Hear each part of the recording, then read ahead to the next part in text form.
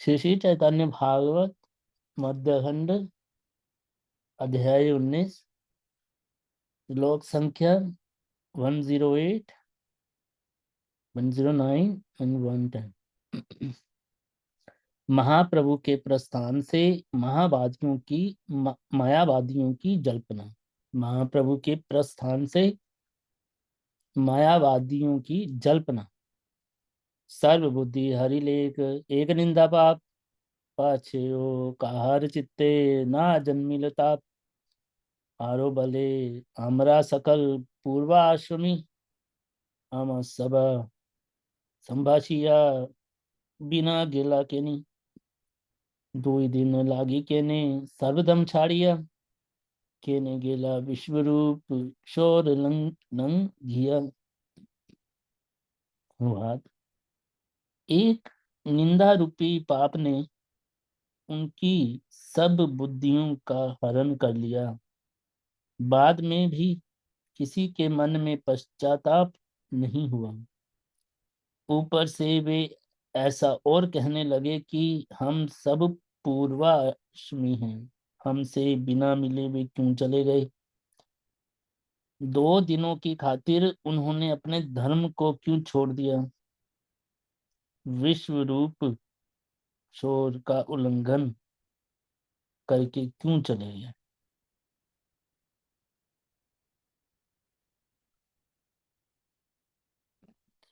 वृंदावन दास ठाकुर की जाए। कभी मतलब समझ नहीं आया, थोड़ा एक्सप्लेन करेंगे। दंडवत प्रणाम।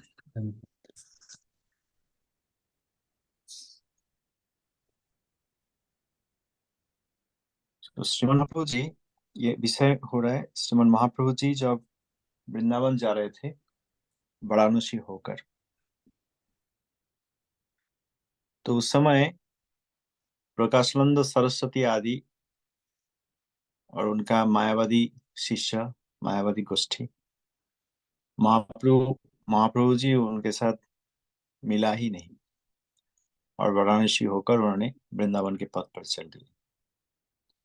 तो प्रकाशानंद सरस्वती आदि इनको जब पता लगा कि श्री कृष्ण चैतन्य प्रभु आए थे यहाँ, तो उन्होंने आश्चर्य हुआ कि हम लोग पूर्वाश्रमी, मतलब हम लोग सीनियर, हमसे मिलके बिना ही चले गए। और विश्वरूप शौरी एक चातुर्मास के बीच में एक पूर्णिमा होते हैं, उस समय चातुर्मास पालनकारी ठूरो कर्म करते हैं, shape their hair and everything. तो विश्वरूप शौरी आने ही वाले थे, उस समय तक रुका नहीं, उल्लंघन करके चले गए। मायावादियों ने ऐसे महाप्रभु जी का क्रिटिसाइज कर रहे हैं। जी प्रभु।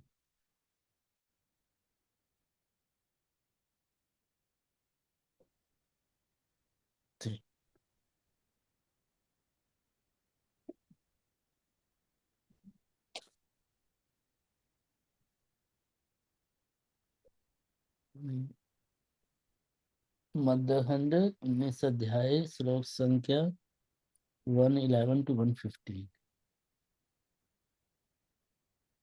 कृष्ण भक्तिहीन निंदक को काशीपति महादेव के द्वारा दंडदान। भक्तिहीन हईले ए मत बुद्धि है निंद केर पूजा शिव कबू नहीं रहे। काशी ते ये पर निंदे से शिवेर दंडय शिव अपराधे विष्णु नहे तार वंदय वंदय। अनुवाद। भक्ति रहित होने से ऐसी ही बुद्धि हो जाती है। निंदा करने वालों की पूजा शिव कभी भी स्वीकार नहीं करते। काशी में जो दूसरों की निंदा करते हैं उन्हें शिव दंड प्रदान करते हैं और शिव के निकट अपराध करने के कारण वे विष्णु की वंदना करने में असफल ही रह जाते। गौड़ीय भाष्य 111 111। गौड़ीय भाष्य। जिन व्यक्तियों में आत्मा की नित्य वृत्ति भक्ति का उदय नहीं हुआ है, वे विश्व रूप शोर आदि अनुष्ठानिक क्रिया में आसक्त रहने के कारण श्री चैतन्य देव के द्वारा प्रचारित भक्ति की सुंदरता को समझ नहीं पाते हैं। काशीपति सदाशिव वैष्णव निंदाकारी की पूजा कभी भी स्वीकार नहीं करते। गौड़िया भाष्य 112। प्रभु निंदाकारी काशीवासी को काशी के स्वामी महादेव दंड प्रदान करते हैं। प्रभु निंदाकारी काशीवासी को काशी के स्वामी महादेव दंड प्रदान करते हैं। इस प्रकार दंड पाने योग्य जीव वैष्णव के चरणों में अपराधी होते हैं। इस कारण वैष्णव श्रेष्ठ महादेव उन लोगों को दंड देने के लिए विष्णु भक्ति से वंचित कर देते।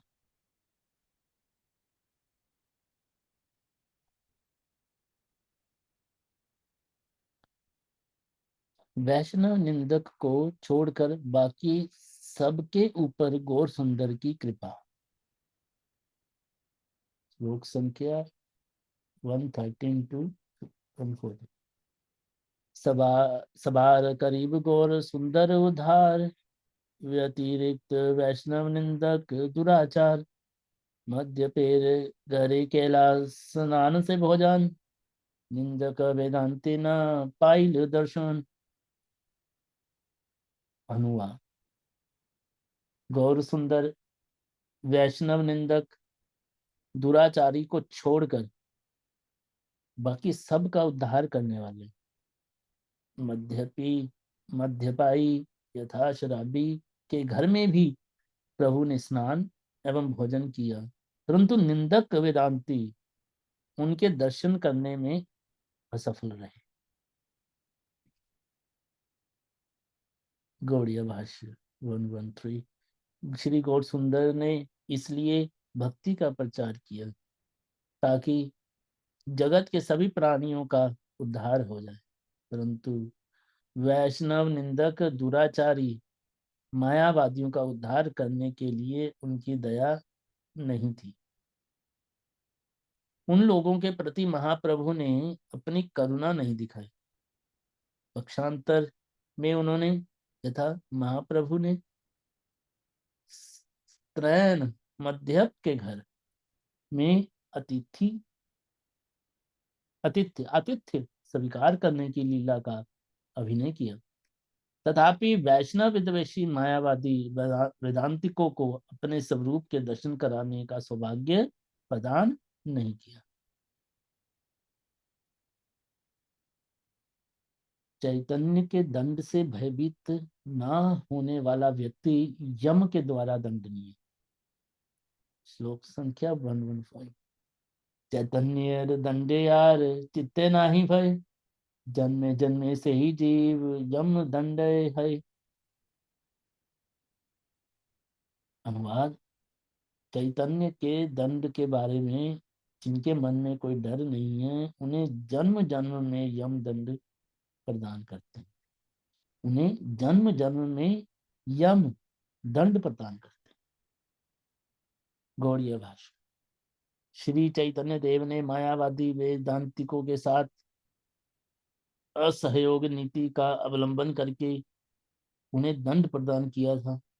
ऐसी कड़ी सजा से जो नहीं डरता है, उसको यमराज प्रत्येक जन्म में प्रचुर परिमाण में शासन करते हैं।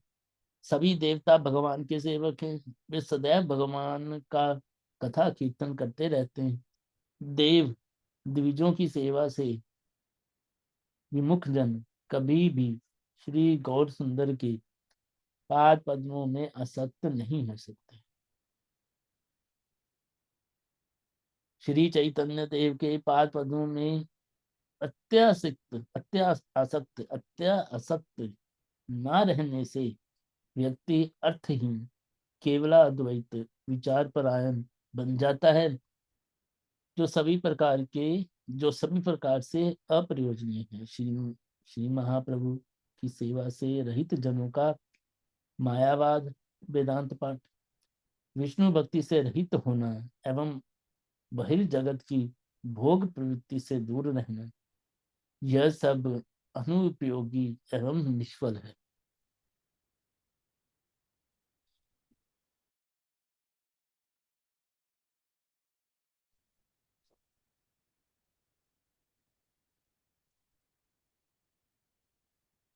तो ये हुए हमारे 108 to 115।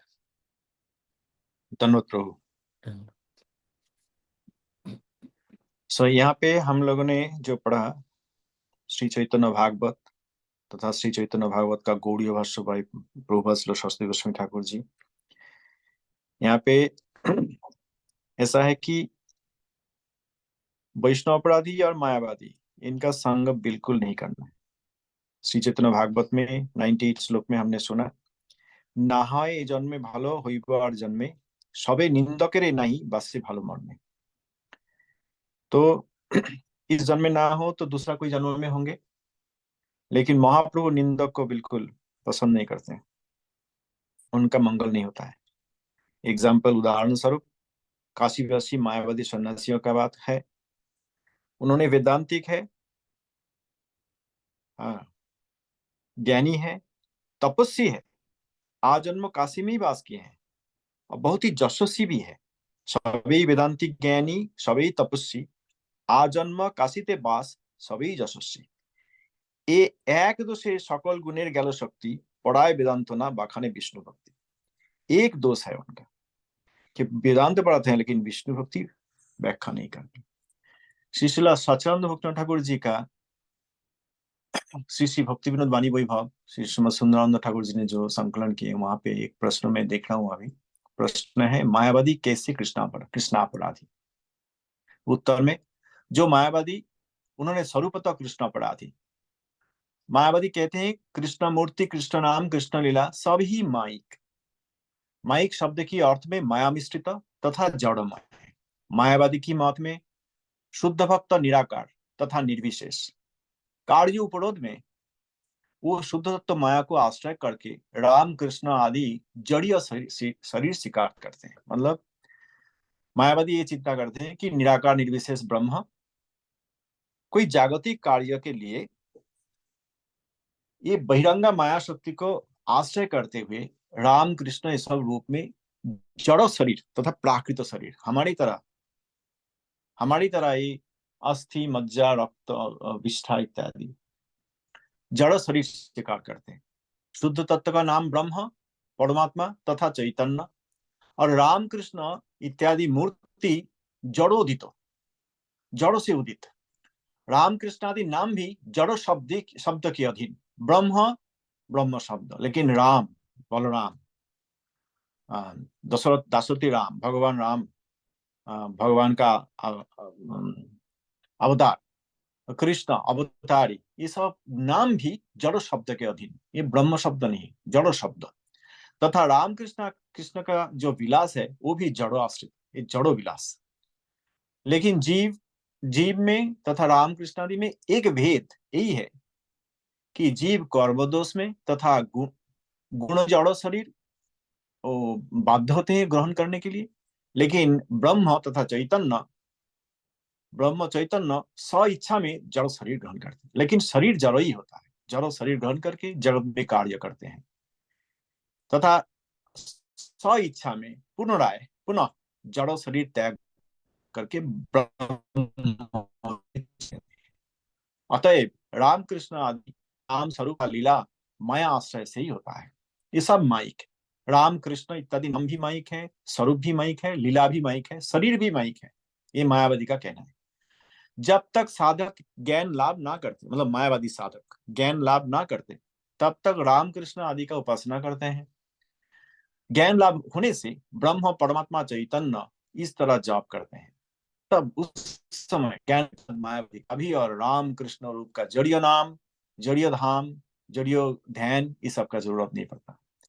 इसीलिए मायावादी रामकृष्ण स्वरूप को शुद्ध तत्व अपेक्षा यह ज्ञान करते हैं इसीलिए मायावादी कृष्ण अपराधी। तो यहाँ पे जो कहा गया है मायावादी का धारणा कितना बड़ा अपराध। भगवान स्वयं सहयोग वाले यहाँ पे आविर्भूत होते हैं, नित्य धाम को इसी जगत में लेके आते हैं और नित्य सच्चिदानंद स्वरूप को लेके आते हैं। लेकिन मायावादी का धारणा है कि हमारी ही तरह शरीर। लेकिन एक प्रभुपाद जी का उपदेश में कहीं पे मैंने सुना कि वहां प्रभुपाद जी कह रहे हैं कि मायावादी एक कृपा किया है, एक कंसिडरेशन किया है। क्या है कि हम लोग भी जड़ शरीर है, भगवान भी जड़ शरीर है इस जगत में जब आते हैं, लेकिन हम लोग हमारा कर्मफल के अधीन जड़ शरीर हम ग्रहण करते हैं, हमें लेना पड़ता है। लेकिन ब्रह्म जब आते हैं तब स्व इच्छा में आता है। केवल इतना ही कंसिडरेशन उन्होंने दिया। और एक प्रश्न है कि मायावादी का कृष्ण कीर्तन क्या नाम अपराध नहीं है? उत्तर, मायावादी साधन काल में जो कृष्ण कीर्तन आदि करते हैं, मतलब मायावादी भी साधन काल में कृष्ण कीर्तन करते हैं। पहला प्रश्न में भी है कि ब्रह्म ज्ञान लाभ होने के बाद और कृष्ण कीर्तन नहीं करते, तब केवल ब्रह्म चिंता ही करते। तो साधन के लिए मायावादी भी कृष्ण कीर्तन करते हैं। इसलिए मायावादी जब है शुद्ध भक्ति मठ के अंदर या हरिनाम कर रहे हैं कि श्रीमद् भागवत श्रीमद् भगवद गीता आदि पढ़ते हैं, तो ये सब चिंता नहीं करना चाहिए कि मायावादी भक्त हो चुका है। नहीं, उन्होंने ज्ञान लाभ करने के लिए ये सब किताब पढ़ते हैं। मैंने एक मायावादी को जानता हूँ, वो पर्सनली मुझे बोला था कि उनका एक वाराणसी में गुरु है और उस गुरु के शिक्षा के अनुसार श्रीमद् भागवत तो केवल एंटरटेनमेंट के लिए है। उनका गुरु मायावादी वो भी भागवत पढ़ते हैं लेकिन एंटरटेनमेंट के लिए। कितना बड़ा अपराध। इसलिए अगर कोई मायावादी कृष्ण कीर्तन कर रहे हैं तो हमें ये समझना नहीं चाहिए कि वो भक्त हो चुके हैं। वो मायावादी हैं, वो केवल ज्ञान लाभ के लिए ये साधन के प्रकार के कारण, साधन प्रकार, कृष्ण कीर्तन को साधन की प्रकार जैसे स्वीकार किया और केवल वो कृष्ण कीर्तन करें। तो मायावादी साधन काल में जो कृष्ण कीर्तन आदि करते हैं वो भी महापराध। इसलिए ठाकुर महाशय जी कह रहे हैं उनका कृष्ण कीर्तन में शुद्ध भक्त का अनुमोदन ना करना चाहिए, क्योंकि उनका संसर्ग में उनके साथ रहने पर नामापराधी होते हैं। केवल उनके साथ में रहते हुए हम नामापराध अर्जन करते हैं दुर्भाग्यवश। मायावादी यदि कीर्तन में अश्रु पुलकादि तथा और सात्विक भाव प्रकाश भी करें, वो भी अशुद्ध है, अपराधी है। वो केवल सात्विक भाव का आभास, प्रतिबिंब लक्षण, अपराध विशेष कहाँ पे है? सज्जन देशनी 5:12 5:12। तो ये समझते हुए हमें बिल्कुल मायावादी का संग त्याग करना चाहिए।